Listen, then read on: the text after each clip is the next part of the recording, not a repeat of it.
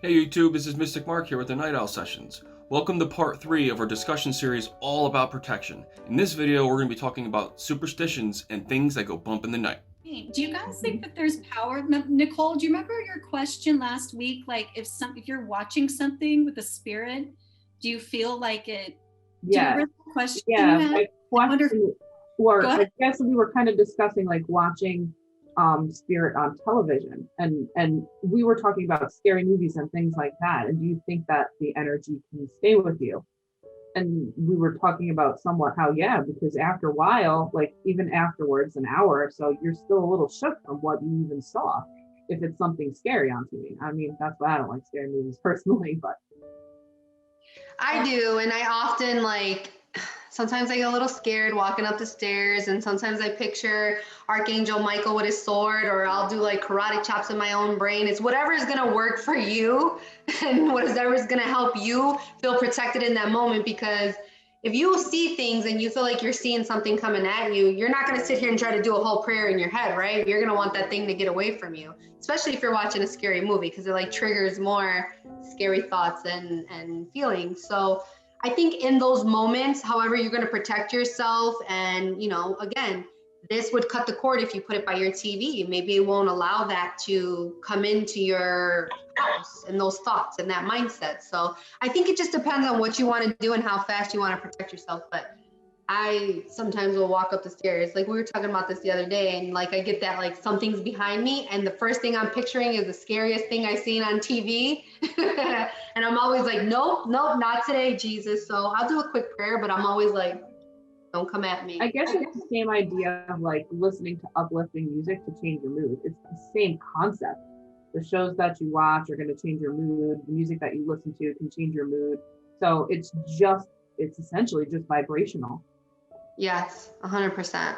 And it's what you can visualize in your own mind, right? So if I'm seeing something dark and twisted because of something I watched, like you just said, switch it. Try your hardest to switch it. Sometimes it's easy, sometimes it's not. But I mean, again, if you picture your angels or whoever, your guides can be protection for you. It just depends on what you want to and who you want to protect you. But mindset is 100% key. Okay. I do the same thing when it's late at night. Doing this kind of work, whether it's psychic work or mediumship or anything to do, with metaphysics and whatnot, you're bound to interact and come across some pretty gnarly energies out there. Not everything is love and light, especially when you're dealing with the astral world. There's lots of stuff roaming that plane that you might get their attention, and they'll be around. So if you're walking around at night and you're feeling like there's something crazy around you, this is what I do. I don't have it's not a ritual so much as it's like a mechanism. Like I do this often enough throughout the day, but whenever I kind of feel like something weird's around me, or if I see something in my mind's eye, like I'm walking the dog outside, or even like a late night snack at 3 o'clock in the morning, I always envision that I have and it sounds weird, but like a gang of angels, like a bunch of like badass angels, all like Rambo, you know what I mean? Or they're all just kind of like skilled, and they're protectors. And I'll envision myself, like the second I get something negative on my mind and I'm like interacting with, boom, like my angelic bodyguards show up. And anything that's in my surrounding area that's not supposed to be there or isn't there for my highest and greatest good, these angels are going to bounce their ass and they're going to get them away from me. And I don't have any time for that. So that's what I usually do. I envision them, and they do their job, and they keep everything away from me. Even when I go to bed at night, I set them up so like nothing's going to come mess with me while I'm sleeping. I always envision like my room is just, all the perimeter is just loaded with really, really, really powerful angels that are going to help me get a good night's rest without disruption. And you could do that for your house. You could do that for your car. If you're flying, like I tend to do that for the house. If I feel like an energy shift, I'll put angels at 4 corners of my house, and I'll put my whole house in that white light again. And I'll call in my own specific guides and angels to protect me. Even loved ones that passed away, like I'll call in my brother and be like, I just need you to protect me, because that's how he was in life. And I feel like you can do that too.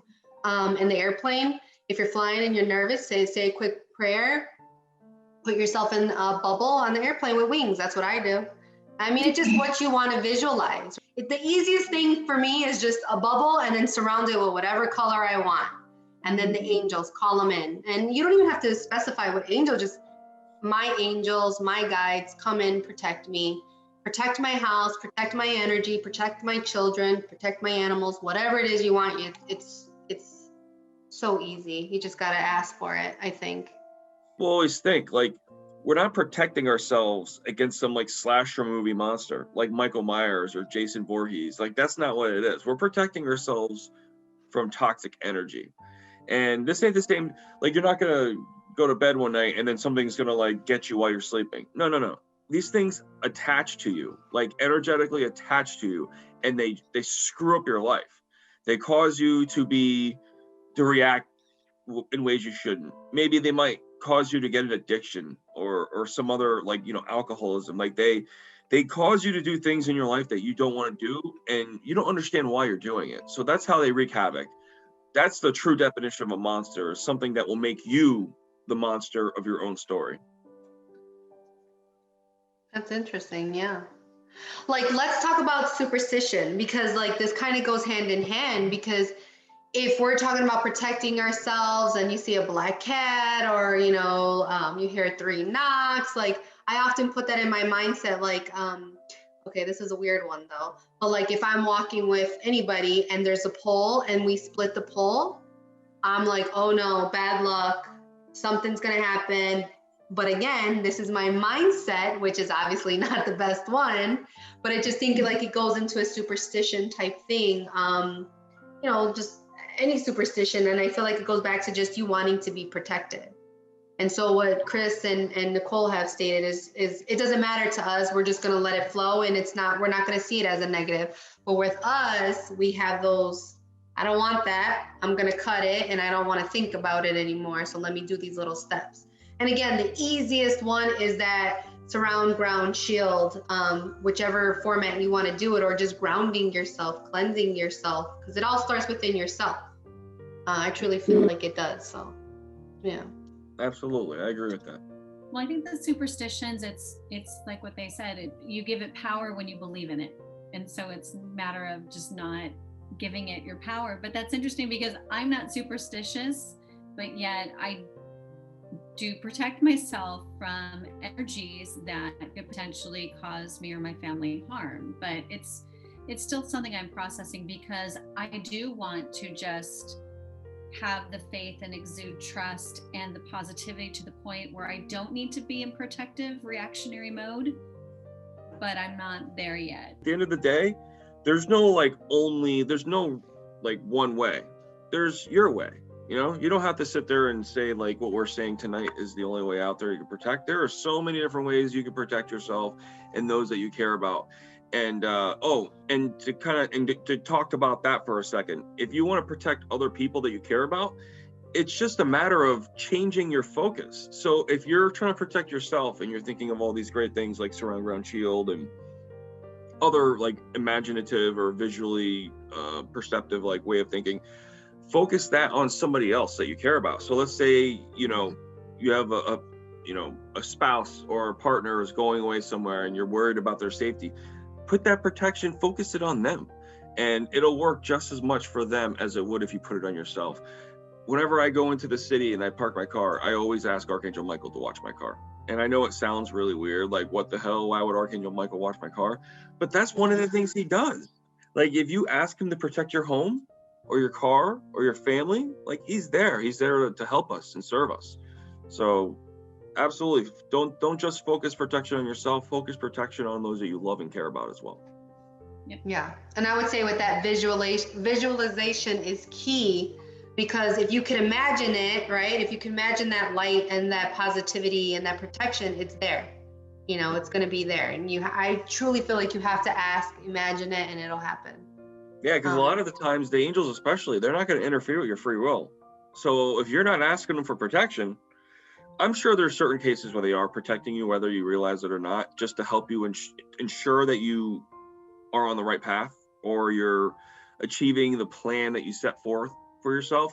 But if you ask them for help every day, I mean, you're giving them permission, right? Your free will is not being jeopardized. So they'll help you as much as you actually ask for it.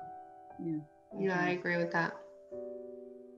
Yeah, when Kyle Gray had he did a seminar, he, you know, everyone thinks of shielding, putting the white light above your head, under your feet, doing all that, but he added in actually for just a moment breathing and releasing anything toxic or negative from your body before you shield, so you don't seal it in when you go to shield.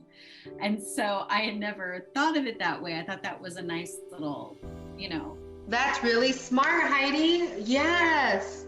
Yeah. Before you shield, make sure that you yourself have released any negativity, because then you're just going to keep it inside. You're going to keep it in that bubble. So yeah.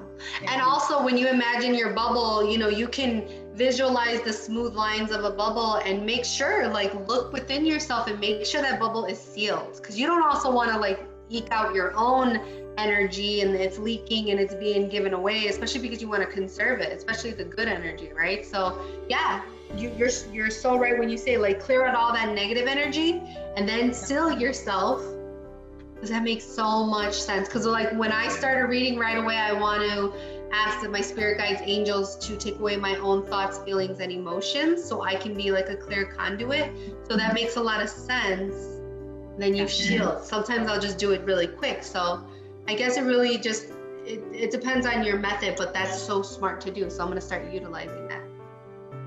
Yeah, we've been able to talk about and share a lot of different methods. You know, for those of you who check this video out, just know that these are just methods and things that work for us.